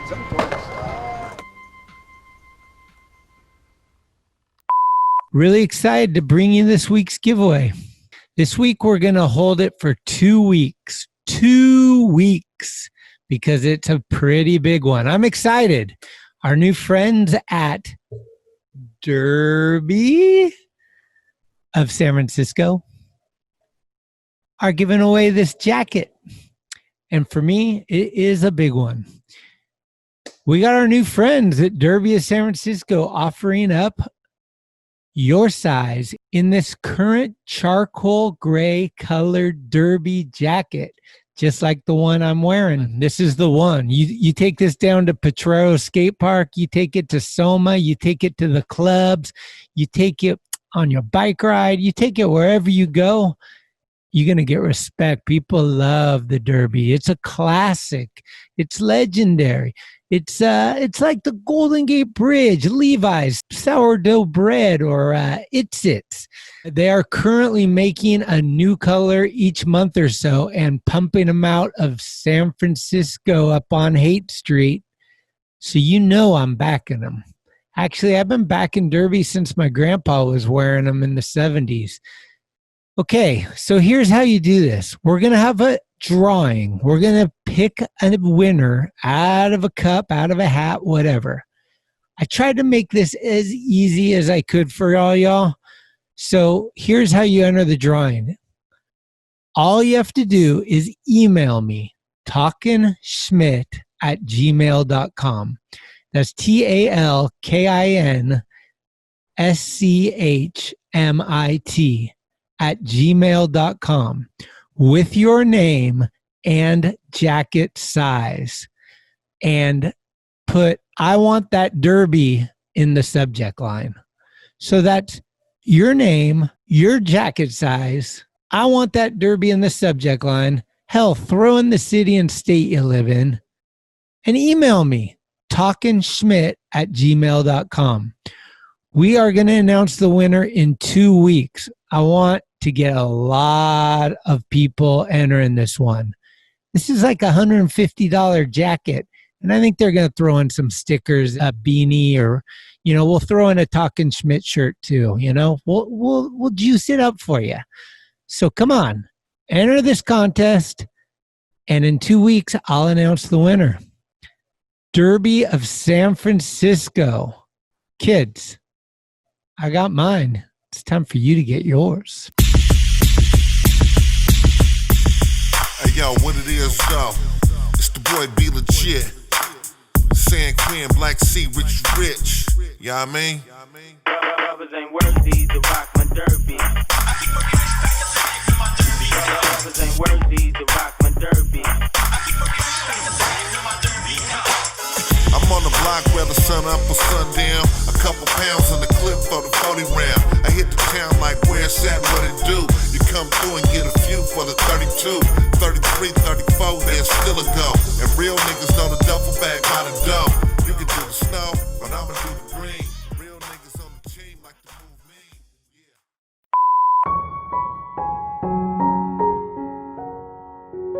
Yeah. First Impression with Timothy Donald McKenney. First impressions of the Switch master and pretty much the originator of it in the sense of how much sprack you can put into it. It's SALMAN AGAH. And it's gotta be at EMB. And he was on a James Kelch, the original James Kelch with the United. I thought it was, he said Delta, shit, I thought it was United Airlines because that's what my dad worked for. And it reminded me, oh, that's United. But he's probably right. It's the Delta with the kid and his arms flared out. And Solomon's riding that board and he switched kick flipping everything up the blocks, just popped higher than anyone's doing it regular. And that's my idea of him. Later I got to snowboard with him because he was hanging out with my buddy Baushouse's girl. So I think we went down south to snowboard with him. And he's always was just a genuine low-key dude with the mellowest energy you could possibly imagine, with the biggest sprack, blunt to nose smacks, nollie 180 Norse. Who's doing nollie 180 switch Norse? You know what I mean? Who's doing that? There's multiple things. Switch frontside slides across whole blocks. He came to San Mateo with Adams, Jai Tanju, Chet, and the crew, and he tried to first try frontside slide the 16 stair in Hillsboro. Took a frontside flip to an elbow and blasted his elbow bloody as shit. Didn't even flinch, just kept kicking it. Shout out to you, Solomon. Ledgy, straight ledge. You got to tell me one good Hellride story. Good Hellride story? Like your first time on Hellride, maybe? Like, were you scared out of your, like, is it crazy? Had you traveling with Jake and was Coco there? Like, who's the crew? Like, what made it hell? Or was it not really hell? Oh, yeah, it was always hell. Dude, I remember we were in Mission. I think I was at Julian's, and we're all sitting there drinking beers and hanging out. This is before we even left. We're just hanging out. Joey's there, Coco, Julian, and I don't know.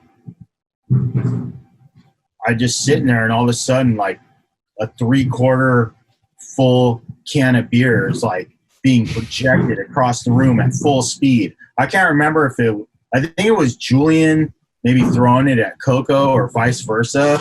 I don't know. There was just some heat in the air, and I was like, holy shit, it felt like two old dogs that ended up in the same room, and they were both rabid and ornery, and they kind of sized each other up, and some shit flew, and then it just dissipated.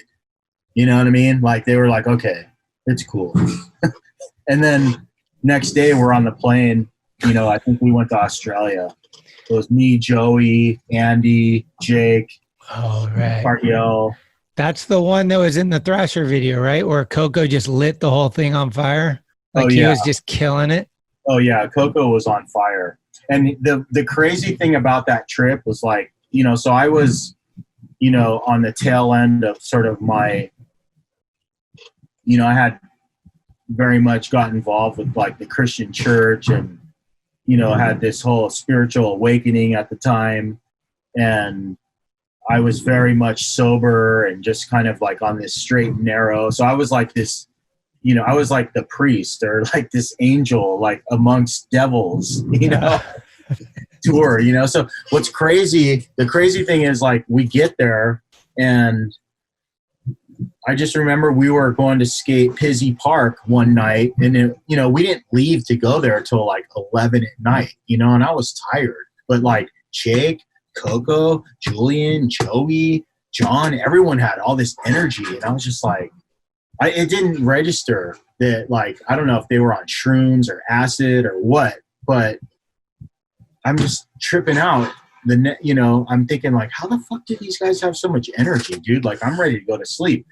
Anyhow, we pushed for miles. We get to Fitzroy, I think it was called, or no, Pizzy Park up in the Gold Coast. And dude, we found so much brush and wood, and just built the fucking hugest bonfire in the middle of this bowl, and then proceeded to skate that thing for like a couple hours. It was an insane session. Right. No cameras, I don't think.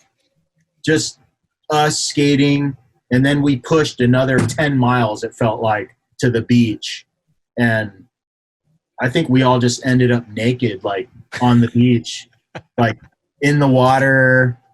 That was amazing. That was so amazing. But I just remember several times on that trip feeling like, I don't know how these dudes have so much energy, but I put it together later what was going on. But anyway, it was an incredible trip. Of course, there were altercations along the way with innocent bystanders amongst ourselves.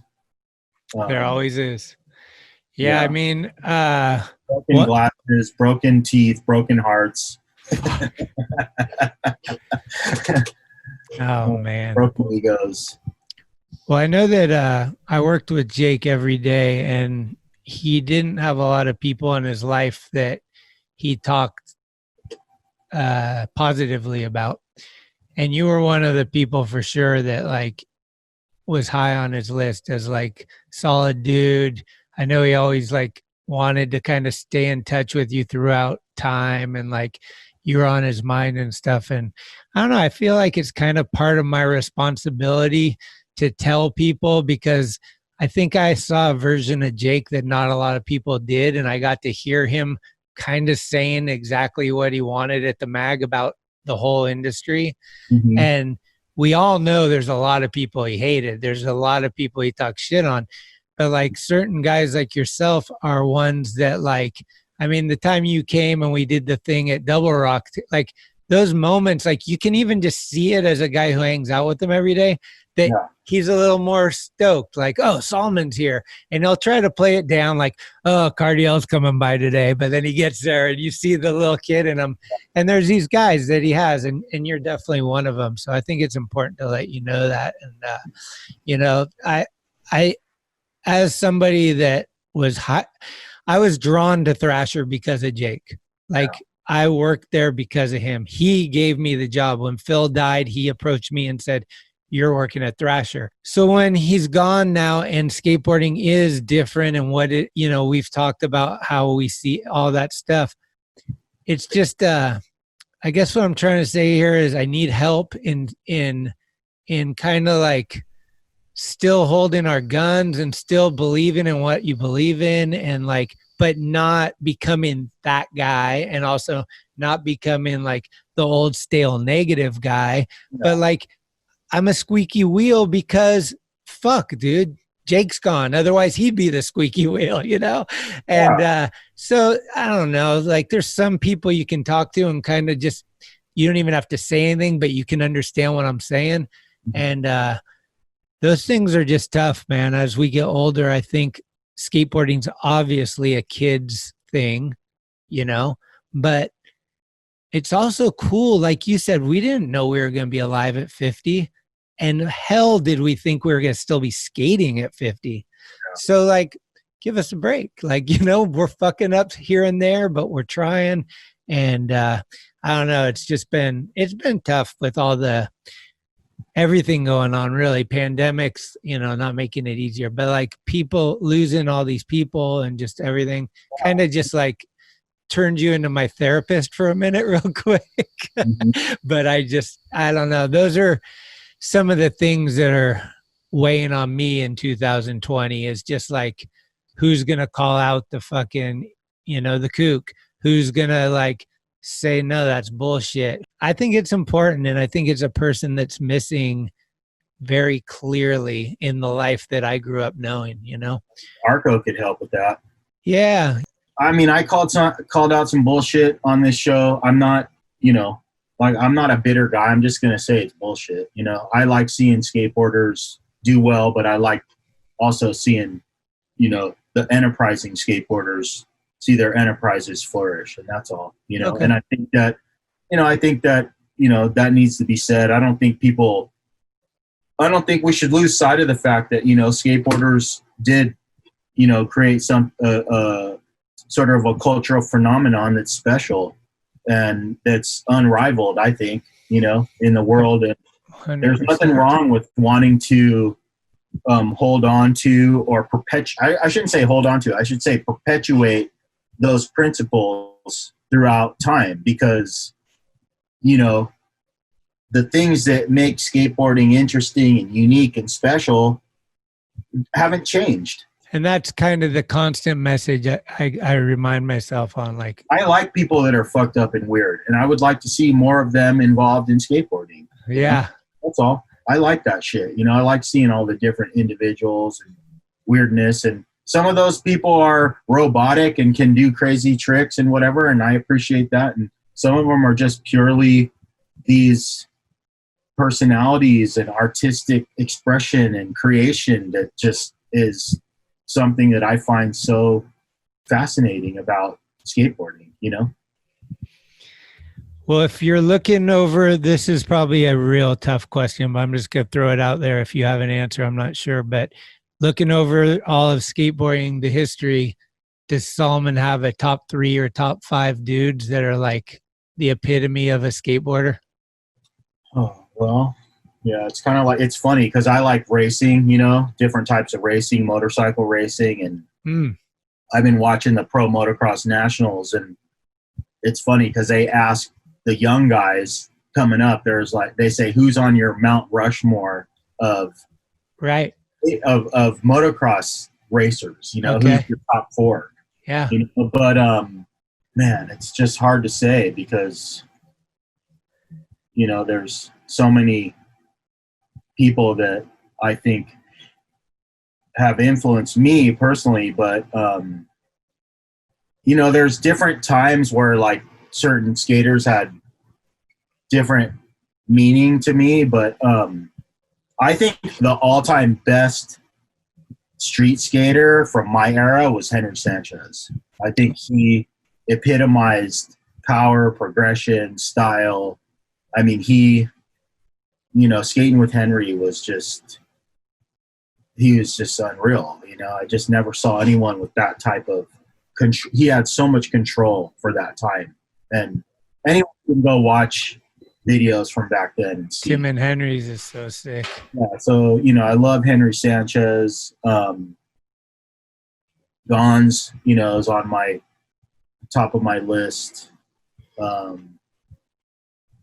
Julian is someone I just always loved. Cardiel. I don't know. My list is not 5. It'll go My on. list is not 5. Brian Ferdinand. I mean, people probably don't even know who Brian Ferdinand is, but, I love Brian Ferdinand. And, his approach to skating was so spontaneous and raw. So, I don't know. There's 5 guys that I think were amazing, but there's 50 more that I could say that, Danny Way won the Skater of the Year twice. Chris Cole won the Skater of the Year twice. Do you think either of them are in your top 10? Oh, for sure, Danny. Yeah. I mean, Chris Cole is an amazing skater. I don't relate to him. Right. He's a really nice person. I've met him several times. And he's beyond incredible. But it's just, the guys that I think that would be in my list predate his entry into skateboarding, I would say. Okay. You've been in LA for a while. Do you still kind of have a connection to NorCal? Do you feel like that, the vibe of the NorCal vibe, or are you full LA guy now? I don't know, dude. Look at my pizza box right there. You see that? Hella fresh, bro. That is a straight up paying homage to my NorCal roots right there. But yeah, I do. I mean, it's changed, man. Northern California has changed a lot. I mean, it's certainly the beauty's there, but I don't know. The rawness is not the same, really, I don't think, in a way. But I couldn't believe Caballero left San Jose. That was huge. I know. That's crazy. I don't know. I'm a citizen of the world, dude. I'm a citizen of the world. I love the world that we live in. It's beautiful. I find my connection to the world, essentially. And I trip out on people who are attached to geography in that sense, but I'm just part of this world, and I like being in different parts of it, and I feel a connection to all of it. Do you want to maybe give a little bit of advice? Like you talked earlier about having racial tension coming over from Iran and all that stuff. Obviously, right now is insane with all that's going on. Yeah. Do you in your mind have a way that we as humans should be progressing and do what we could be doing to make a better society? In my mind, I'm like, how do we get everyone to be closer to the middle? It's not this get the fuck civil war or some shit, I don't know. I was listening to Edward Snowden on Joe Rogan's podcast. I'll find different things. I really have been interested in following Tyson because I'm a huge Mike Tyson fan, and he's gonna fight again. That's insane. I'm honestly not to go off on a tangent, but I looked up that guy Brad Rowe, who's his trainer, who's into all this cryotherapy and all these recovery therapies, because I was like, I can't afford stuff like that, but man, I would love to, not because I'm a jock, but I would love to get my hands on, or to be able to have access to that type of recovery technology that Tyson has, because I don't know if you've watched him train, but he looks like he's 20 years old, Oh, really? Dude. Oh, I got to check it. He's my favorite. He looks insane, Jim. Oh, good. He looks insane. He's got some unfinished business. He looks, and you should listen to him talk about it because it's really interesting, and he's so intelligent, but the thing with me is I skated, I try to skate often, but the problem is it takes time for my body to recover. I'm almost 50, so Tyson's saying he trains every day. Wow. Spars every day. Oh, shit. And because he has access to this recovery technology, it's some of it's electronic, some of it's cryotherapy where they you get into these cold chambers. Some of it's having access to equipment, he's using this treadmill that he goes on that like you get into these shorts where you have no weight on the treadmill, so you're not putting any weight on your joints. Like you're in a pool or something. Something like, I don't know. It's cool because I'm like, fuck, man, if I could skate I was talking to Cab the other day. I was like, imagine if you could skate for 5 or 6 hours a day and do that every day. How sick would that be? Yeah. I would be stoked. I can't do that. Yeah. I want to, but I need that recovery. So anyway, that's a tangent. I was listening to Snowden to answer your question. I can't articulate what he was saying to Rogan, but I think if I would encourage anyone, I would say have a listen to his interview. Towards the end, they discussed this question that you asked me specifically, and I found a lot of resonation with what he was talking about in terms of how we get away from politicizing and polarizing, and canceling and vilifying anyone that just doesn't think exactly how we do. Because what two people actually, it's there's a lot that we agree on, but we're focusing on the shit that we're nitpicking, Right. And it just sucks, man. It sucks, Well, and I think that's the thing he talks about. It's like we need to get back to like the principles of, I don't know, I can't articulate it, but the point I'm trying to make is like, I'm an Iranian American. When I look at my life experience and where I could have been versus where I ended up, it's scary.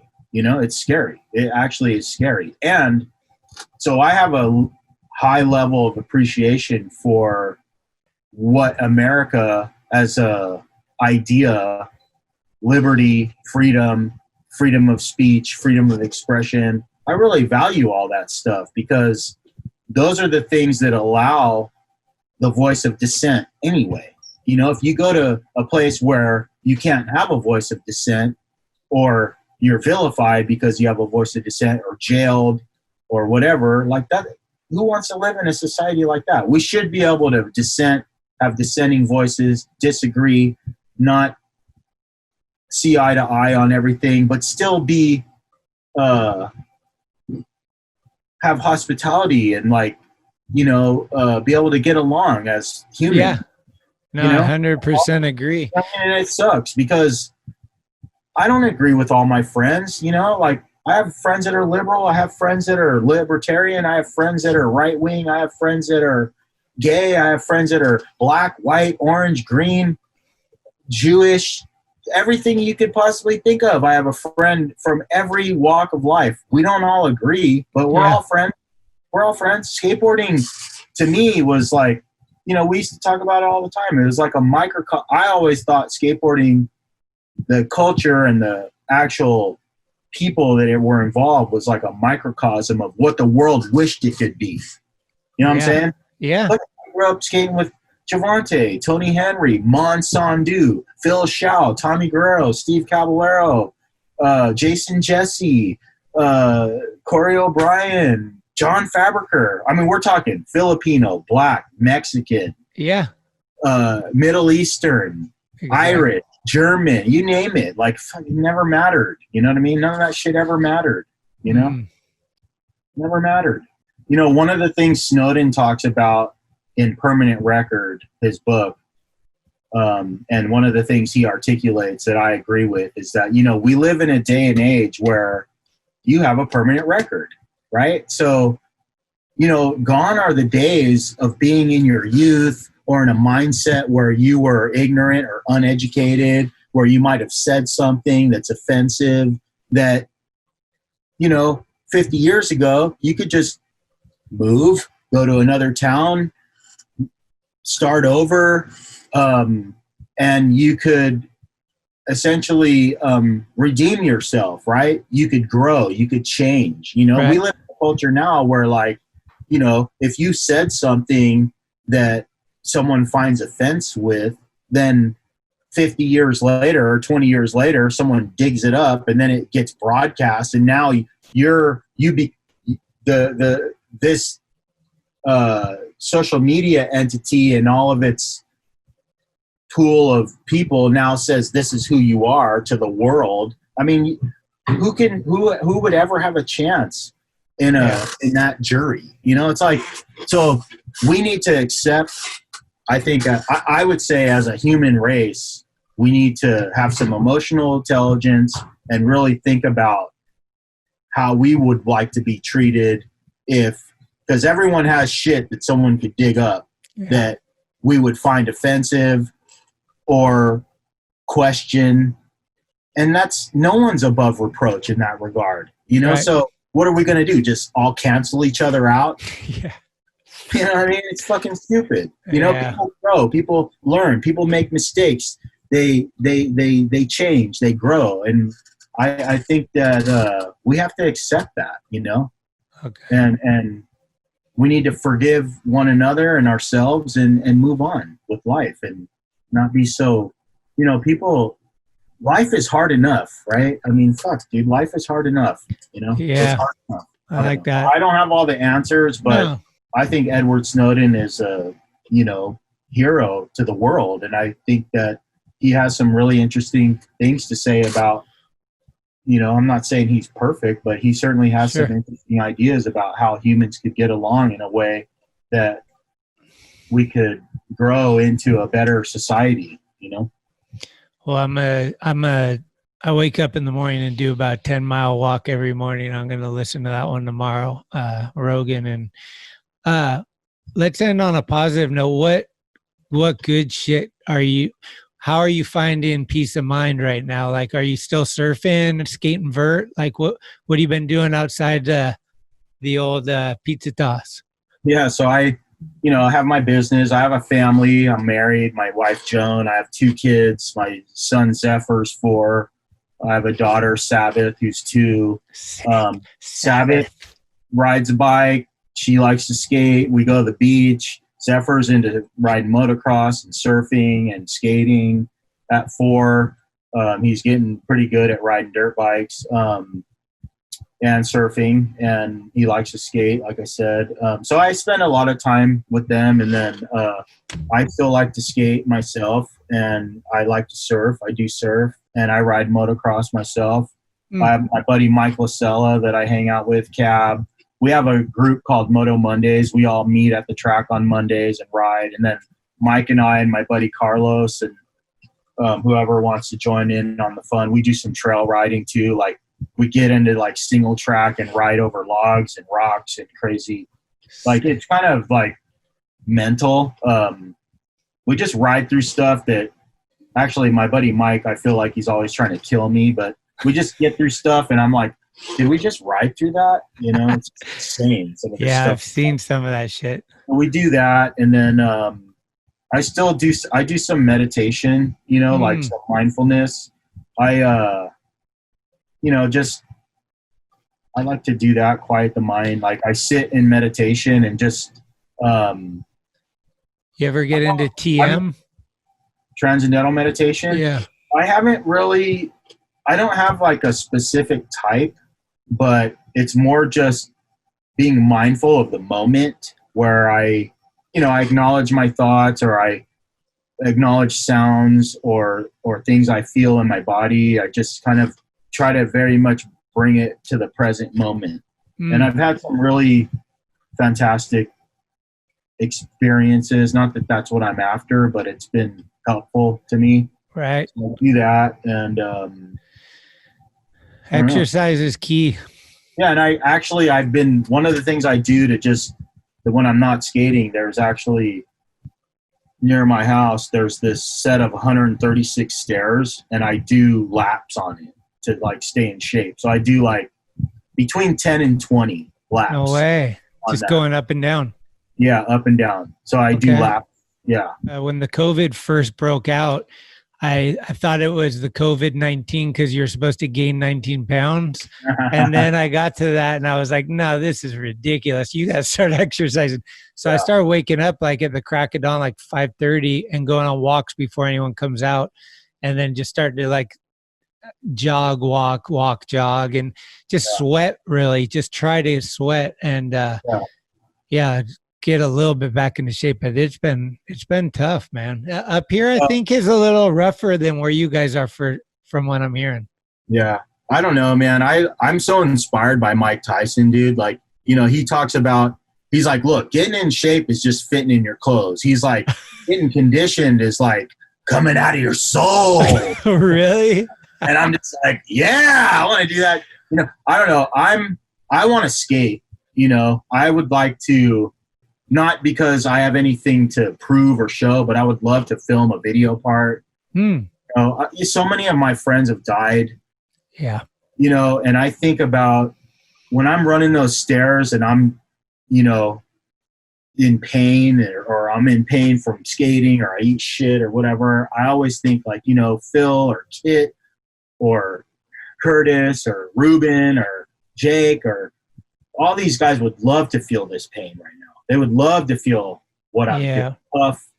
They would love to feel Vincent, Nava. These guys would all love to feel what I'm feeling, you know, but it's a good, I like that. That's a good, you know, I think about those guys, you know, I can't stop. The memory of my time with these guys, whether it be on the road or however we spent time together, I think I reflect on that and I think about it, and it just pushes me to want to feel that pain even more and just to be present. And hopefully, I don't know, we can stay connected. You know what I mean?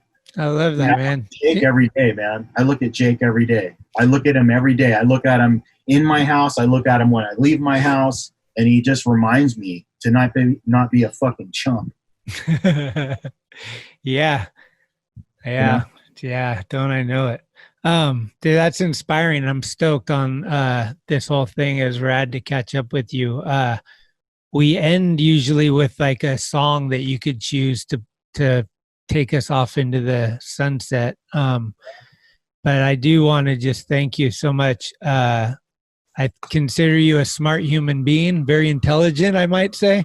And I appreciate your wisdom and your thoughts on things that aren't always easy to speak out on. And but I do think that from my perspective, the podcast situation has really helped have a conversation as opposed to this like shutting someone down. Like, hey, we're going to talk about things. We might not even agree at sometimes, but maybe I'm going to learn. Maybe you're going to learn. Like, I don't know, but this is the way that life should be, not this other thing. It's one thing to say you're open-minded. It's another thing to practice being open-minded and listening to other people's ideas and being able to receive them without necessarily agreeing and still being friends, man. It's like, it's not that's key. You know what I mean? It's not worth it. There's too much, you know, I don't have the answers, but I just know how I'm going to treat people. And that's with openness and love, respect. And I'm, you know, I might not agree with everyone's ideas, but it doesn't matter, you know? Yeah. I'm not, you know, I just find, I guess one of the things that really trips me out is like how certain people are of things, you know? I used to be that way. I used to think I was so certain and knew fucking everything. It's like, I don't know shit, man. You know what I mean? Yeah. I'm not certain. I don't know what the fuck's going to happen tomorrow, you know? I have no idea. I was just talking to my buddy Mark, who owns a restaurant right here. I've been here 10 years, and it's like, I thought in 10 years ago I'd have 10 of these by now. I still have one, you know? And as of back in March, I thought the whole world was going to end and I was going to shut my business down. You know, it's like, I have no fucking clue. You know? Right. We're all trying to do our best to survive and arguing about this, that, or the other thing, you know. What's your best selling pie? Pepperoni? Yeah, pretty much. Yeah. 100%. It's in its own hemisphere. I like the ones that you do that the occasional. I remember you brought them to, maybe it was Van's Combi or something, but it was like not an ordinary one. It was banging. Yeah, we've done some fun stuff, man. We did you know, Patagonia is a great brand. I love Yvon Chouinard, and we've been able to do some, I became friends with some of the folks that work at Patagonia. Nice. And we've done a lot of catering for events on site at their headquarters and whatnot. But one of the things that's cool is they do like some sustainable fishing, and they package salmon and trout and stuff.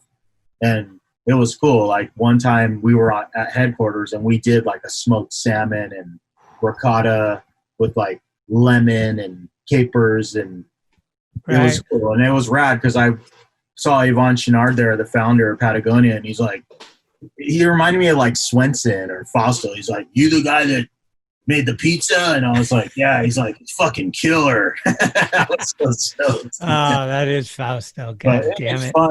Those things are so fun, that's the thing I love about pizza. And I bet Brad can tell you the same thing up at Raymond's, is like pizza is like skateboarding. It's endless in terms of what you can create. Yeah. Like skateboarding tricks. They're never ending. I like Escape from New York's got the pesto garlic potato one. It's fucking bomb. Yeah. Well, cool. What should we throw on the jukebox? What song should we listen to? Dude, I'm gonna put on Aretha Franklin. I Say a Little Prayer. All right. Well, not because I'm religious, but because I'm not. But it's my son's favorite song. Well, I like it because I'm going to say a little prayer because my fiance is going to make me watch the debate in 10 minutes, and that's going to be fucking gnarly. Who do you want, a rich white guy or a rich white guy? Yeah.